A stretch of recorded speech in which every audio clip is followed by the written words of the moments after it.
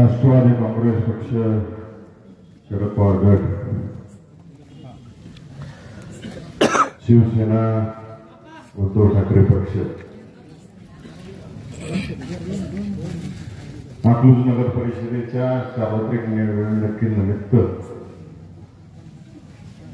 या ठिकाणी उपस्थित असलेले आपल्या सर्वांचे नेते आदरणीय मोठेदादा, आदरणीय बाळदादा, आदरणीय मदनदादा, तालुक्याचे आमदार उत्तमरावजी जानकर साहेब,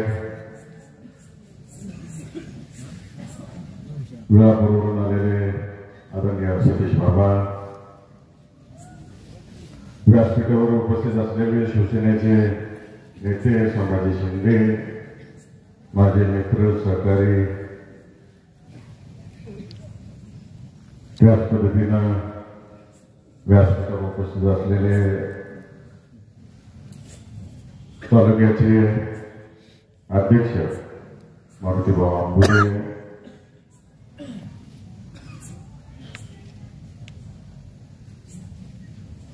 वाटणारे कुटुंबीय,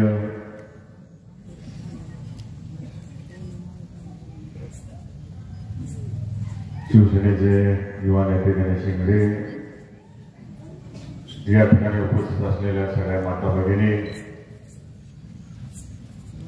आणि आजची जी सभा आहे ती फक्त कार्यकर्त्यांची सभा आहे, नागरिकांची अजून नाही.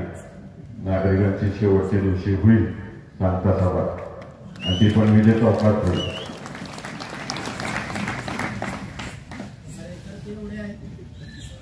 पक्षाची दिशा आणि विचार सांगण्यासाठी बोलवलेली ही बैठक आणि सभा. अकलूजचा इतिहास आणि एक महत्वाचं नाव घ्यायचं राहिलं माझ्याकडे. एकमेव इमानदार माने पाटील ते म्हणजे किशोर काका.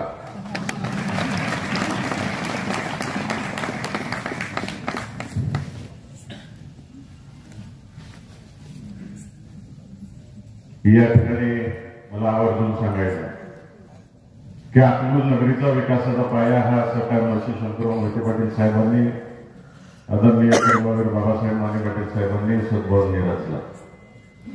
त्यांच्यावर अनेक सहकार्य, विविध जाती धर्मातल्या लोकांनी एकत्रितरित्या येऊन या गावाचा विकास रचण्याच्या कामाची सुरुवात त्या काळामध्ये केली. आज 97 वर्ष झाली. त्यावेळेस लोकल बोर्ड होतं. तेव्हा बापूजी मोरा असतील, कोंडी बापुले असतील, एकतपुरी मामा असतील, देवा मामा असतील, टी.एम. काले असतील, सखाराम गायकवाड असतील, राणू गायकवाड असतील, कृष्णा वायकर असतील, भीमसेन दोरकर असतील, माणिकलाल शिर्डी असतील, रेणतुला शेख असतील, शमशेरबाई असतील, मगाशी भाषणामध्ये ज्यांचा उल्लेख झाला मोठा बाबू आणि छोटा बाबू, तात्या गवळ्यांचे वडील असतील,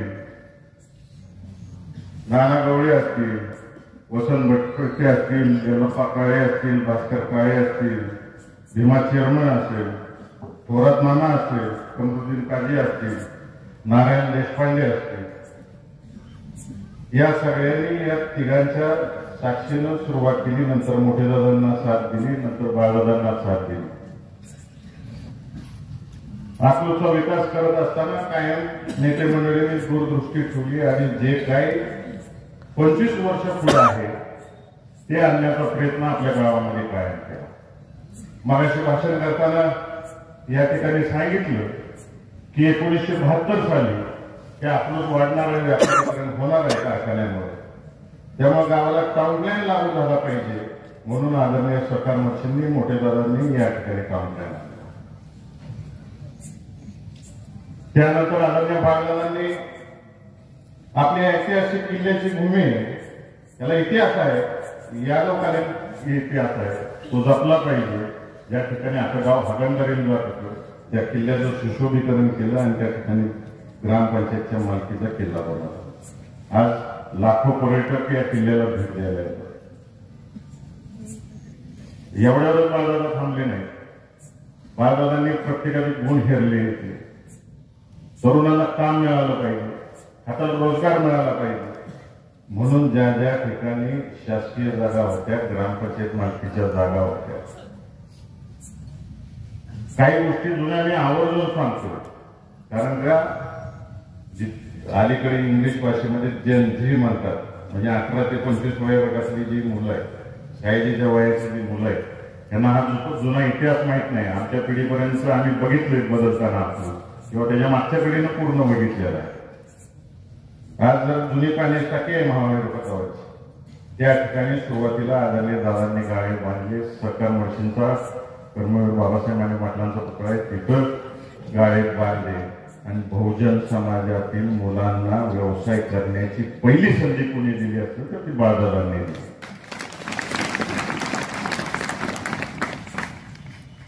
एक काळ असा होता, तर आमच्या पिढीला माहिती आहे की आपल्यामध्ये टीव्ही दिसायचा नाही.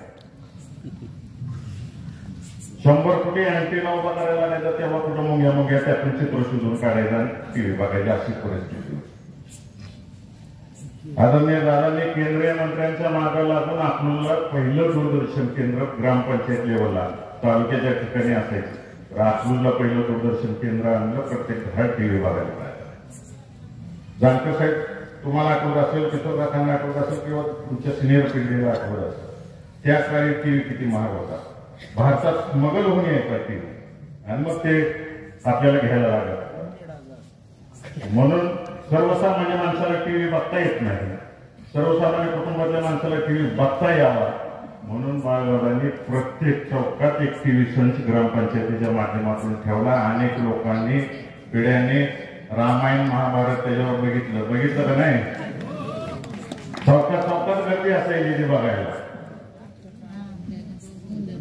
का तर श्रीमंत घरातली माणसं जर टीव्ही बघत असतील तर माझ्या सर्वसामान्य कुटुंबातला व्यक्तीने सुद्धा करमणूक का केली नाही पाहिजे, त्याचा वेळ का घालवला नाही पाहिजे, म्हणून ही सुविधा निर्माण करून दिली त्या काळात. जेव्हा या महाराष्ट्रामध्ये फक्त मुंबई आणि नागपूरमध्ये ऑलिम्पिक साईजचा स्विमिंग पूल होता, पुण्याला सुद्धा नव्हता, अजून सुद्धा कोल्हापूरला नाही, तेव्हा अकलूजमध्ये ऑलिम्पिक साईजचा स्विमिंग पूल केला. का तर माझ्या इथला खेळाडू निर्माण झाला पाहिजे, स्विमिंगपटू निर्माण झाले पाहिजे, ते बाळदादांनी त्यावेळेस केलं. नॅशनल लेवलचा स्विमिंग पूल या ठिकाणी आणला.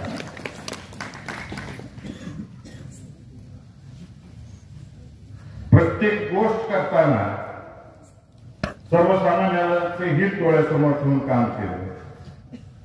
आदरणीय मोठेदारांनी जोपर्यंत मंत्री होते, जे कार्यालय आणता येते ते कार्यालय आणण्याचं काम केलं. मग MSCBचं एक्झिक्युटिव्ह इंजिनियर कार्यालय असू द्या, PWDचं असू द्या, आपल्याला सिव्हिल कोर्टाचे काही काम असतील, प्रांत कार्यालयाचे काही काम असतील तर पंढरपूरला जायला लागतं. ते सगळं इथं अकलूजमध्ये निर्माण केलं. RTO ऑफिस स्वतंत्र, देशातलं एकमेव उदाहरण आहे की ग्रामपंचायत स्तरावर पहिलं RTO कार्यालय दादांनी अकलूजमध्ये निर्माण. मागाशी किशोर काका बोलले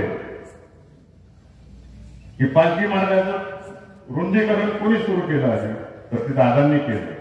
याच्या मागचा हेतू एवढाच होता दादांचा की जास्तीत जास्त वाहतूक जर इथून सहजासहजी निर्माण झाली तर आपल्या स्थानिक बाजारपेठेत आम्हाला बाहेर जाईल आणि बाहेरचा तिथे येईल.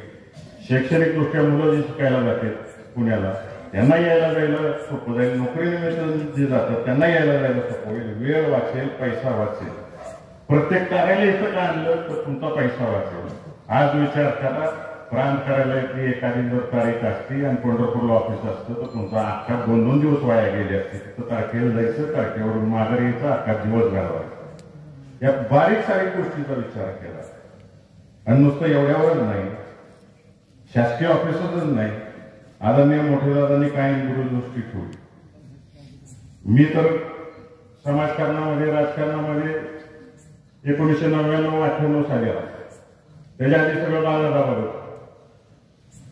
जे काही शैक्षणिक दृष्ट्या अकलूज म्हणता आणता येईल ते आदरणीय मोठेदादांनी बाळदादांना बोलवून सांगितलं की हे करा. आणि त्या शिक्षण संस्था आणायचं काम केलं. आज कृषी महाविद्यालय आपल्या इथे झालं, बीएड आहे, रेग्युलर सायन्स कॉलेज आहे, फार्मसी आहे, डी फार्मसी आहे, इंजिनिअरिंग कॉलेज आहे.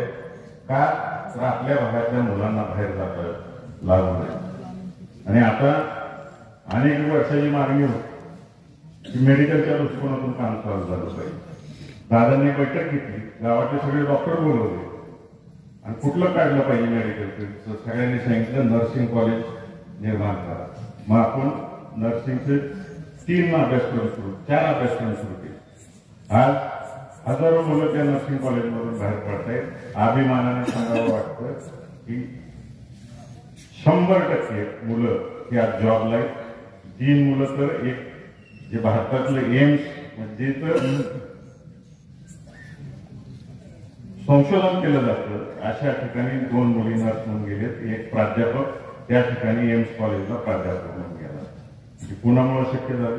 दादा नर्सिंगचे स्टुडंट्स असे तर होते की ज्यांना फीस तो भरता येत नव्हती. अशा परिस्थितीत मुलं येतात. त्यांना 4-4 वर्ष आपण फ्रीमध्ये शिकवलं. नोकऱ्या लागल्यावर पोरांनी पैसे भरले. तर आम्ही ह्याचा कधी गाजावाजा केला नाही. अनेकांचे दवाखाने केले तर त्याच्या दवाखान्याचा कधी बाजार मांडला नाही आणि मांडणार पण नाही. बाळदादांनी, शिवबाबांनी, मी, संग्रामांनी, CM पाटलांनी अनेकांची जे दवाखान्यात सेवा केली. खरं त्याची आम्ही कधी स्टंटबाजी केली नाही, करणारही नाही आयुष्यात. कुणाच्या दुःखावर फुंकर घालायचं काम आम्ही केलेलं नाही. ती सेवा म्हणून आम्ही करतो आणि करत राहणार आणि आयुष्यभर करत राहू एवढंच सांगतो.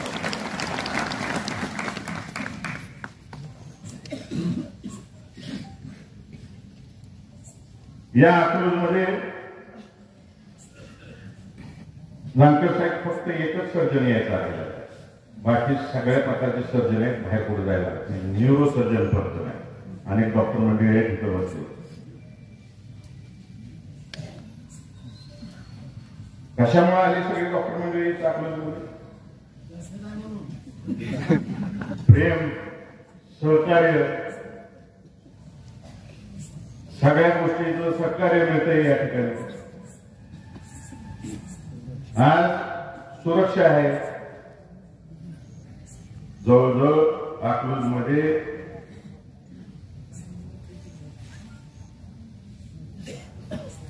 अनेक डॉक्टर म्हणजे जवळजवळ 150 असतात डॉक्टर आहेत. आपले दवाखाने व्यवस्थित चालवत आहेत. आणि दर 6 महिन्याला एक नवीन दवाखाना अकलूजमध्ये उघडला जातो आणि ते यशस्वीरित्या चालवलं जातं. नाना बरोबर आहे का? जर दुसरं काय असतं तर आली असती काही मंडळी, त्यांनी सेवा बदलली असती, एवढी व्यापारी निर्माण झाले असते का गावात? मला त्या विषयात घुसायचं नाही, घुसणार पण नाही. माझ्या ठरले बहिणीने मला माझ्याकडून शब्द घेतलाय, रेणुती तुझ्या तोंडाला फुलं फुलाव. ज्या दिवशी सांगतील त्या दिवशी मग सगळाच कार्यक्रम करतो. त्यांनी शांत राहायला सांगितलं म्हणून प्रेमातल्या भाषेत करतो असतो त्या सगळ्या. शेवटच्या दिवशी येतीलच त्या, त्यांचा आदेश घेऊन काय बोलायचं करतो. 45,000 विद्यार्थी शिकतात आपल्या अकलूजमध्ये. 2,500 शिक्षक आहेत.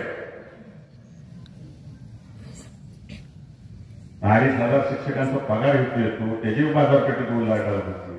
ती कुणामुळे होती याचा विचार करत नाही.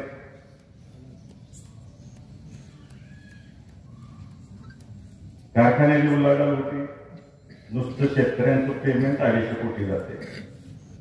म्हणजे काय उलाढाल होत असेल आपल्या गावामध्ये? अकलूजमध्ये या जिल्ह्यात काम केलेले अनेक अधिकारी रिटायरमेंट नंतरचं सगळ्यात निवांत शहर कुठलं तर अकलूज म्हणून इथं प्लॉट घेतात आणि इथं राहतात आणि आपल्या मुलांना शिक्षण देतात. इंदापूर तालुका असू दे, इकडं शेजारी माढा तालुका असू दे, मान मसवड तालुका असू दे, सांगोला तालुका असू दे, इथले अनेक व्यापारी अकलूजमध्ये येऊन स्थायिक झाले.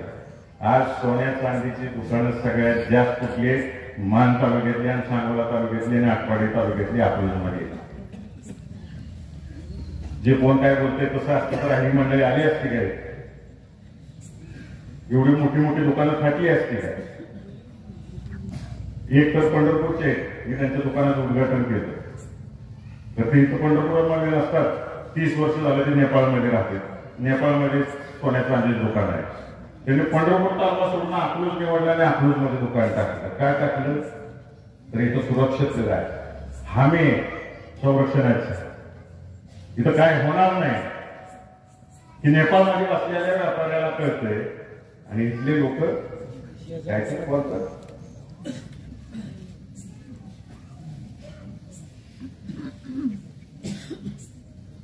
48 दिवस आपण उपोषण केलं. तुम्ही आम्ही सगळ्यांनी केलं उपोषण. दादांसहित सगळ्यांनी केलं. आज जे नगरपालिका इलेक्शनला उभे आहेत किंवा त्याचं नेतृत्व करते यातला एक जण जर उपोषणाला आला होता विचार करा. आज पद मिळवायचं म्हणून हे सगळे आमच्या बोलत सुटले, इलेक्शन लावलं. एक किस्सा सांगतो. मी जेव्हा अकलूजचा सरपंच झालो, माझ्यावर विठ्ठलराव गायकवाड झाले, दादा मोरे झाले, नंदकुमार रास्ते झाले. या तिघांनी नेतृत्व केलं गावचं आपल्या. हे नेतृत्व करत असताना जेव्हा ग्रामपंचायतचं इलेक्शन लागणार होतं तेव्हा माळशिरसला आम्ही बसलो होतो, फॉर्म भरत होतो. बालादांनी, दत्ता पवार वाघमारे, अण्णा कुलकर्णी, दत्ता पवार यांनी सांगितले की दादा आपण गावातल्या गावात कशाला भांडायचं. तेव्हा सेना आणि आमचं भांडण जोरात वैचारिक मत दिलं. किती दिवस भांडायचं आपण गावासाठी एकत्र येऊ. शेवटचा दिवस होता फॉर्म भरायचा. बालादांनी माझ्यासमोर त्यांना सांगितलं की यावेळेस तुम्ही माघार घ्या, पुढच्या वेळेस आपण नक्की विचारू.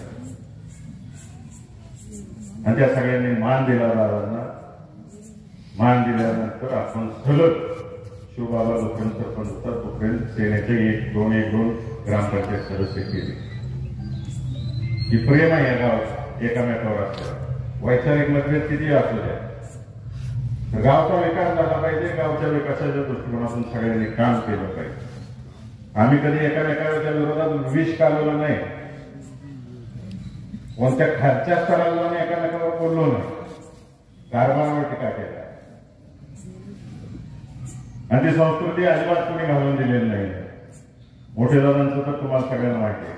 संयम ठेवा आणि आपापलं काम करत राहा. हेच आम्ही पाळलेलं. मी सरपंच असताना गावात 6 जिल्हा परिषद शाळा होत्या. 6 जिल्हा परिषद शाळा असताना त्या शाळेमधली सगळी मुलं खाली बसून शिकत. खाली बसून शिकत असताना त्यावेळेस मी सांगितले एक सुद्धा वाढदिवसाचा पोस्टर कोणी गावात लावायचं नाही. जेवढा पोस्टरला खर्च करताय तेवढा बेंचला तुम्ही पैसे द्या, त्याच्यावर तुमचं नाव टाका. अशा अकलूजमधल्या 6 जिल्हा परिषद शाळा ज्यावेळेस शासन बेंच देत नव्हतं, वह्या पुस्तकं देत नव्हतं, ड्रेस देत नव्हतं, त्यावेळेस या गावातल्या तुम्ही नागरिकांनी कार्यकर्त्यांनी बेंचेस दिले आणि जिल्हा परिषद शाळेतली पोरं बेंचवर बसून शिकायला.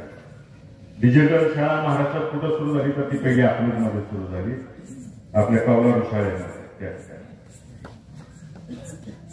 त्याच पद्धतीनं आपण वह्या फ्री दिल्या, पुस्तकं फ्री दिली, पेन सहित दप्तरासहित कपड्यासहित मुलांना दिलं. नंतर शासनाच्या योजना आल्या. मगाशी मी म्हणलं 25 वर्ष पुढे आहे प्रत्येक गोष्टीमध्ये.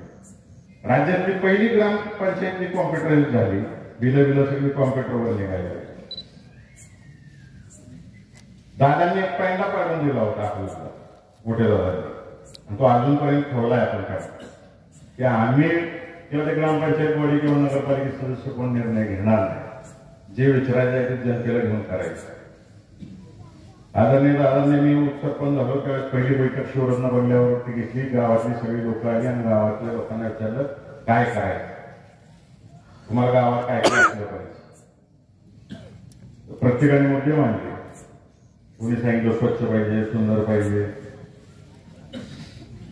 प्रत्येकाने मुद्दे मांडले. त्या ठिकाणी काजी गल्लीतले वयस्कर दोस्त होते. मला वाटतं की ह्याचं काम करायचं.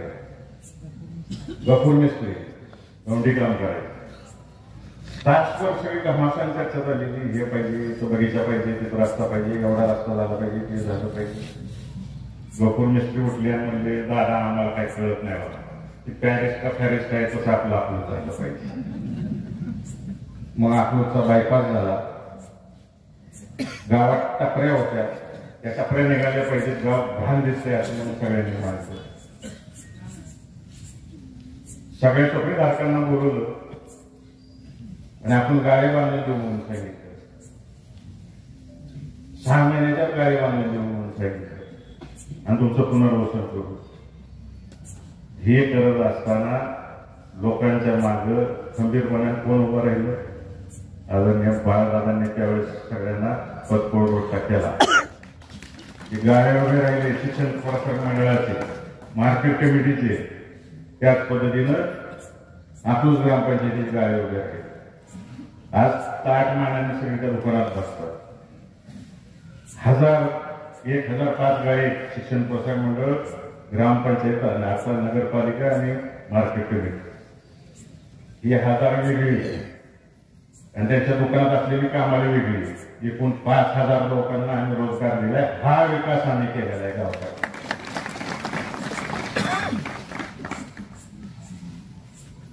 तुम्हाला आठवत असेल सगळ्या पिढीला, त्या काळामध्ये सोलापूरला दंगली होत होत्या, महाराष्ट्राला दंगली होत होत्या, तेव्हा आमचं जुनं एसटी स्टँड मध्ये सगळ्यात प्रिय दगडफेक करायला. पुणे उठायचं दगडफेक करायचं, लगेच गाव बंद करायला सगळ्यात सोपा मार्ग, मंडई बंद सगळं. हे मी घेतलं, मोठ्याला दंड सल्ला घेतला, बाळाला दंड सल्ला घेतला आणि जेव्हा नुकतं जाणारा मी स्वच्छता अभियान आणलं होतं आपल्या राज्यामध्ये, शौचालय बांधले पाहिजे. मी ग्रामसभा बोलवली आणि गावातली जेवढी सुशील बेकार मंडळी होती आणि ह्या कृत्यात असायची ती सगळी बोलवून घेतली आणि त्यांना सांगितलं प्रत्येकाने जर 100 शौचालय बांधायला माणसांना प्रवृत्त केलं तर मागं तिथं नोकरी, मागं तिथं गाव. आज 113 पोरं नोकरी करतायत किंवा स्वतःचा व्यवसाय करतायत. म्हणजे वाईट मार्गातनं चांगल्या मार्गात आणले आम्ही पोरं. त्यांना 2 नंबरचे धंदे करायचं शिकवलं नाही किंवा 2 नंबरचा धंदा करायला प्रोत्साहन दिलं नाही. चांगल्या मार्गाला आज ताट मानेने फिरते. त्यातला एक इथं समोर बसलाय अजित दायंजे. कुठं आहे त्यानं समोर शौचालय बांधलं. त्याला आता सगळे सर नसते.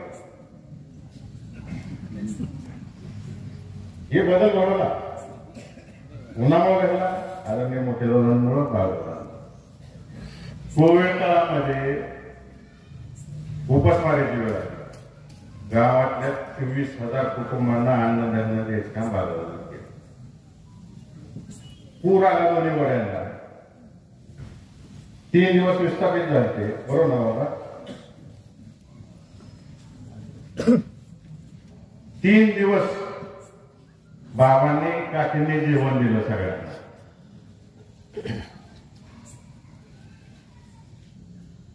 शीतलने कपडे दिले सगळ्या लोकांच्या घरात पाणी शिरलं म्हणून लहान मुलांपासून बायका. त्याचं आम्ही जाहिरात केली नाही, प्रदर्शन केलं नाही. गेले कित्येक वर्ष धार्मिक विधीमध्ये अकलूज मधल्या माता भगिनी इथं धार्मिक विधी असू द्या, नाहीतर राज्याच्या बाहेर असू द्या, नाहीतर राज्यात असू द्या, बाळाला नेहमी घेऊन जातात. त्याचा कधी गाजावाजा केला नाही आणि करणारही नाही आमचं कुटुंब गाजावाजा.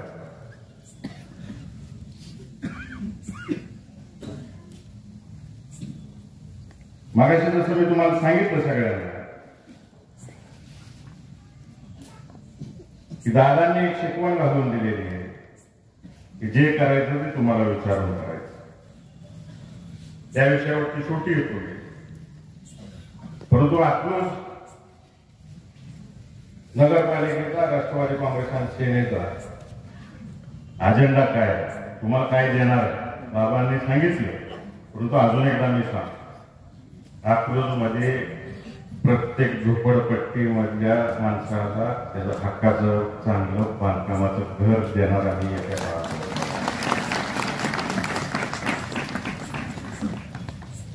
आदरणीय बाळादादांनी जी सांस्कृतिक चळवळ उभी केलेली आहे आपल्यामध्ये, त्या मुलांसाठी अद्यावत असं सभागृह, सांस्कृतिक सभागृह या ठिकाणी बांधणार आणि त्या ठिकाणी त्यांना ट्रेनिंग सेंटर सुद्धा उभं करणार आणि त्यातून अनेक कलाकार या राज्याला देण्याचं काम आम्ही त्या माध्यमातून सुरू.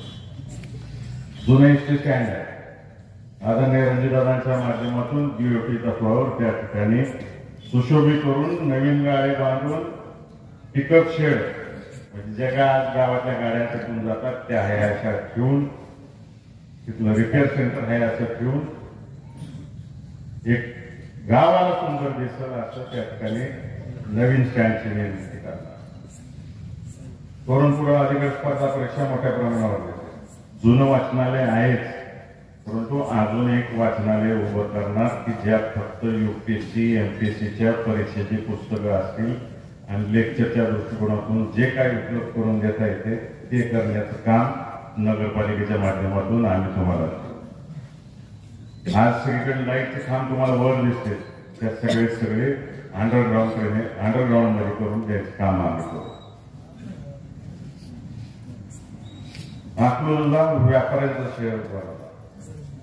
बाबा तुम्ही मला सांगा की आपली ग्रामपंचायत संपली, नगरपालिका आली, नगरपालिका आल्यापासून या ठिकाणी एक नगरसेवक तर आहे का तिथे? सगळे शासकीय अधिकारी कारभार करते. शासकीय अधिकारी समजून कोण आणतं इथं? जानकर साहेबांनी सांगितलं,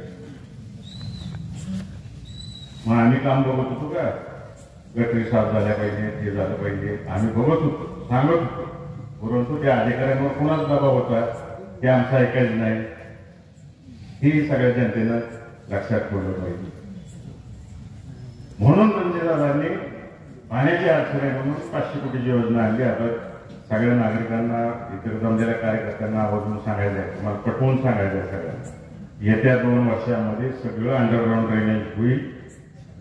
मग वर तुमचे चकाचक रस्ते होतील, जसे पूर्वी होते तसे सिमेंटचे असतील, काही ठिकाणी डांबरीकरणाचे रस्ते असतील, परंतु आपला कोणताही कोपरा शिल्लक राहणार नाही. ही 100% ग्वाही तुम्हाला सगळ्यांना मी या ठिकाणी. तरुण पिढी इंस्टाग्राम, फेसबुक ह्याच्यावरती जे आहे अकलूज मधल्या आणि महिलांसाठी युट्यूबवर असते सगळं. जसं बाळादादांनी प्रत्येक चौकात टीव्ही लावला होता, तसं प्रत्येक चौकात ही जी बॉडी निवडून येईल तरुणांसाठी आणि महिलांसाठी मोफत वायफाय प्रत्येक चौकात द्यायचं काम आहे.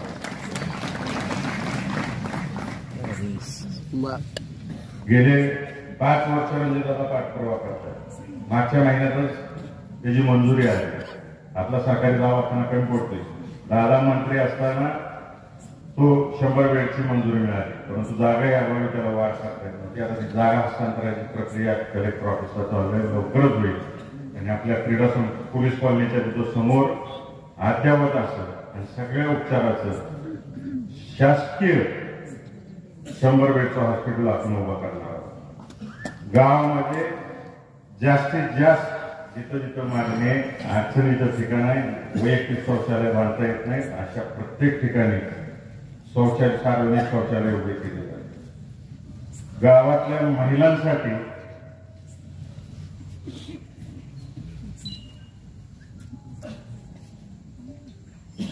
अकलूजमधल्या महिलांसाठी बचत गटांसाठी ट्रेनिंग सेंटर उभं केलं जाईल. दरवर्षी 100 महिलांना जिथं जिथं भारतामध्ये मोठी प्रदर्शन भरते, मशिनरी बघायला मिळते, नवीन व्यवसाय कसा करायचा, हा व्यवसाय कसा वाढवायचा, दरवर्षी 100 महिलांची ट्रीप काढली जाईल, दाखवून आणलं जाईल. आल्यानंतर बँकेचा पाठपुरावा केला जाईल. बँकेचा पाठपुरावा करून त्यांना त्याच्या मशिनरी देऊन त्याच्यावर थांबणार नाही. अकलूज मधल्या मोक्याच्या ठिकाणी बचत गटासाठी बचत भवन उभं करणार आणि त्यांचा माल त्या ठिकाणी विक्री ठेवण्यासाठी जागा उपलब्ध करून द्या. इंडोर स्टेडियम बांधणार, क्रीडा संकुलच्या मागे आपण इंडोर स्टेडियम उभं करणार.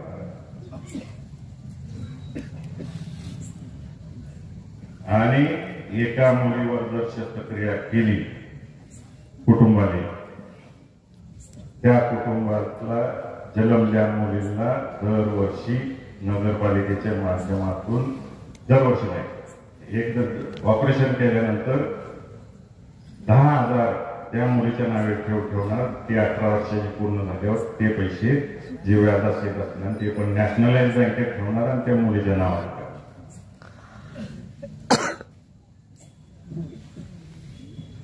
त्याच पद्धतीनं डॉक्टर बाबासाहेब आंबेडकर, अण्णाभाऊ साठे, महात्मा फुले, सावित्रीबाई फुले, जयशंकर उद्यान या सगळ्या पुतळ्यांचं पूर्णाकृती पुतळे आपण उभे करणार. तसेच अहिल्यादेवींचं आणि बसवराज महाराजांचं सुद्धा स्मारक आपण अकलूजमध्ये उभं करणार. गेल्या अनेक वर्षाचं मागणी बौद्ध उद्यान आपल्याला हे करायचं आहे, विहार उद्यान, आणि तिथं विहार करायचं आहे. आदरणीय रणजितदादांच्या उत्तराखंडातून त्याच्या वॉल कंपाऊंडला आपण 30 लाख रुपये दिलेले. माझ्या ह्याच्यातून सुद्धा इलेक्शन लागायच्या आधी आपण खासदार फंडातून दिलेले. तुम्ही सगळ्यांनी आता तो डिझाईन फायनल केलेला आहे. तर आपल्या भागातील सर्वोत्कृष्ट असं बौद्ध विहार त्या ठिकाणी उभा करण्याचं काम आपण येत्या 5 वर्षामध्ये करणार आहे. 5 वर्ष तर अजिबात लागणार नाही, येत्या 2 वर्षातच होऊन जाईल. मगाशी मी जसं तुम्हाला सगळ्यांना सांगितलं, मी जेव्हा पहिल्यांदा उपसरपंच झालो तेव्हा मोठोदादांनी आणि बाळादादांनी माझं तिकीट फायनल केलं आणि मला बोलवून घेऊन सांगितलं, त्या गावातला प्रत्येक माणूस आपला विरोधक असेल असं सांगितलं. आता बाहेरची लई जण यायला लागली, त्यांना गावाचं आपलं वाटायला लागले.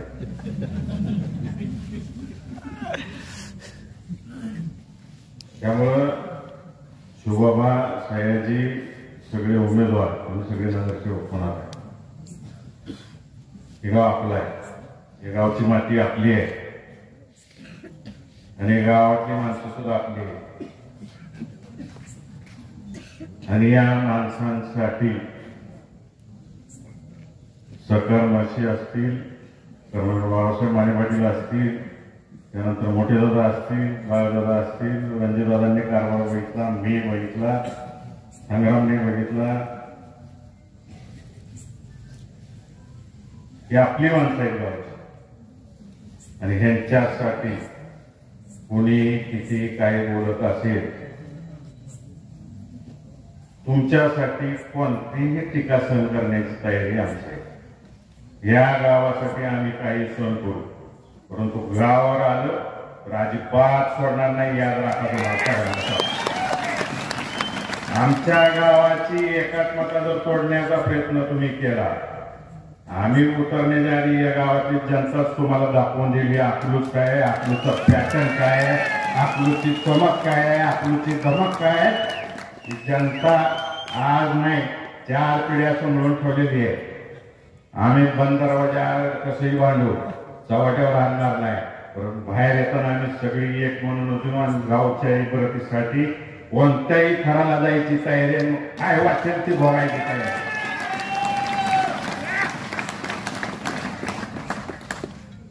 अधिक बोलत नाही, शेवटच्या दिवशी काय बोलायचं आहे सगळं.